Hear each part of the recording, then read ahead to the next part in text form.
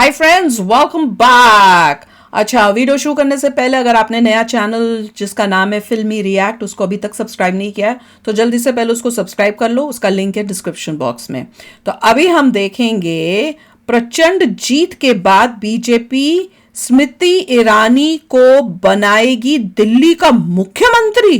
जानिए रेस में कौन कौन। ओ मतलब वो भी बनने के उसके चांसेस हैं। अच्छा चलो देखें, वीडियो शुरू करते हैं। वीडियो शुरू करने से पहले अगर आप चैनल पर नए हो और आपने अभी तक सब्सक्राइब नहीं किया तो जल्दी से पहले सब्सक्राइब के बटन और बेल आइकन को क्लिक कर लो ताकि आपको हमारे सारे न्यू वीडियोस के नोटिफिकेशन मिल जाए जैसे हम अपलोड करें। अगर आपको वीडियो पसंद आता है प्लीज लाइक एंड शेयर। चलिए शुरू करते हैं।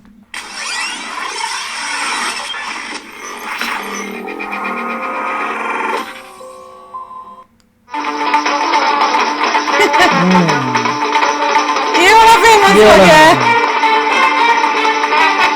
ये तब का जब मोदी जी अपने बीजेपी के सबके साथ ऑफिस में गए। नमस्कार, बहुत बहुत स्वागत है आप सभी का। आप देख रहे हैं एनएमएफ न्यूज। आपके साथ मैं हूं नमता चौधरी।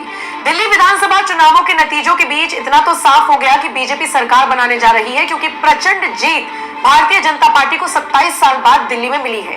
लेकिन सवाल जस का तस, दिल्ली का मुख्यमंत्री कौन होगा? जी हाँ, आतिशी अपने पद से इस्तीफा दे चुकी हैं। बीजेपी की सरकार दिल्ली में बनने जा रही है, लेकिन मुख्यमंत्री के नाम का ऐलान अब तक नहीं हुआ है। लेकिन इस रेस में 7 ऐसे बड़े नेता हैं जो दौड़ लगा रहे हैं, और किसको मिलेगा ये पद, ये देखना दिलचस्प होगा। ये जो 7 नेता इस रेस में आगे दौड़ते हुए नजर आ रहे हैं, इन्हीं में से कोई एक होगा या फिर बाहर से भी कोई नाम सामने आ सकता है। इस लिस्ट से बाहर से मेरा मतलब है कोई भी देखने वाली बात होगी। लिस्ट में बाहर भी हो सकते हैं। प्रबल दावेदार है, ये आपको मैं एक-एक करके बता देती हूँ। इस लिस्ट में मोदी जी सबसे पहला नाम सब अलग ही प्रवेश करते हैं। वर्मा का आता है, जिनकी दावेदारी सबसे मजबूत मानी जा रही है।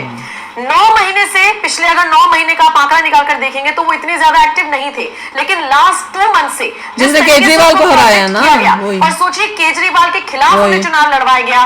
सबसे अहम सीट नई दिल्ली से करेक्टली स्पीकिंग तो फिर इसी को बनाना चाहिए। प्रवेश वर्मा कामयाब भी हुए हैं।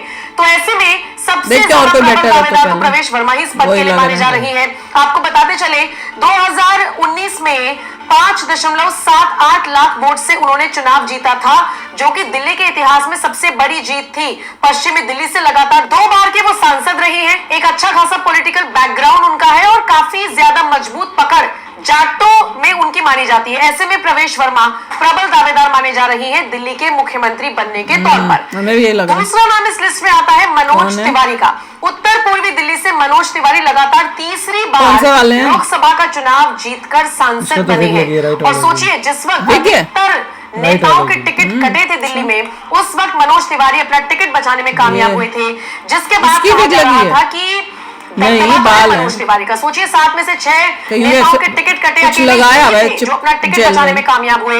ऐसे में माना जा रहा है कि मनोज तिवारी भी इस चॉइस के लिए रखे जा सकते हैं। वो भी सकता है। इस लिस्ट में आता है मनजिंदर सिंह सिरसा का।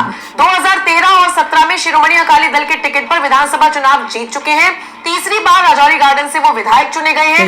2021 में शिरोमणि अकाली दल छोड़कर वो बीजेपी में शामिल हो गए थे। उसके बाद भाजपा के राष्ट्रीय मंत्री वो बनाए गए। सिख समुदाय के बड़े नेता हैं, तो ऐसे में इस लिस्ट में वो भी आगे बढ़ते हुए नजर आ रही हैं। इस लिस्ट में चौथा नाम आ रहा है स्मृति ईरानी का। बीजेपी दिल्ली के मुख्यमंत्री के तौर पर स्मृति ईरानी के चेहरे को भी आगे कर सकती है, ऐसे कयास लगाए जा रही है। पुष्टि ना ही हम कर रहे हैं, ना ही कोई आगे आकर कर रहा है। 7-8 नाम ऐसे हैं जो डंके की चोट पर लिए जा रही हैं, और अगर आप दिल्ली के रहने वाले हैं तो आप भी आपस में जरूर इस बारे में बात कर रहे होंगे।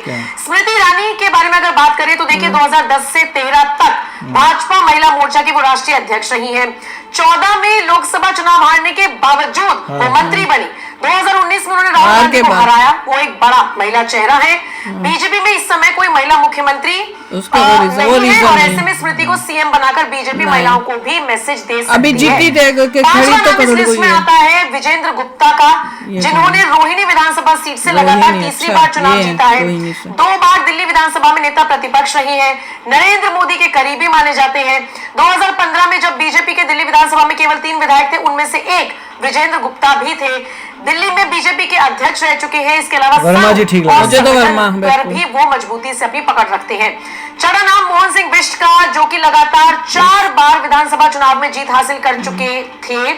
2015 में उन्हें कपिल मिश्रा से हार का सामना करना पड़ा था। 2020 में वो फिर से विधायक चुने गए।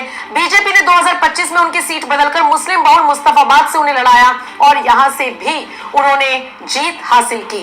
इस लिस्ट में 7वां नाम वीरेंद्र सचदेवा का आ रहा है, जो कि 2007 से 9 तक चांदनी चौक और 2014 से 17 तक मयूर विहार भाजपा जिला अध्यक्ष रहे। उसके बाद जिसको माला पहनाई है, प्रदेश मंत्री बने। राइट वाले ने 2012 से 14 तक दिल्ली भाजपा के प्रशिक्षण प्रभारी रहे और इसके अलावा 2023 में वीरेंद्र सचदेवा को दिल्ली बीजेपी का प्रदेश अध्यक्ष बनाया गया था। तो ये वो 7-8 नाम है जो इस वक्त सीएम की रेस में आगे दौड़ते हुए नजर आ रही है, लेकिन कुर्सी तो किसी एक को ही मिलनी है। सीएम तो कोई एक ही होने वाला है। अब इन 7 में से कोई एक होगा या फिर इनके बाहर से कोई होगा, ये देखने वाली बात होगी। लेकिन कयासबाजी का दौर जारी है, देखना दिलचस्प रहेगा।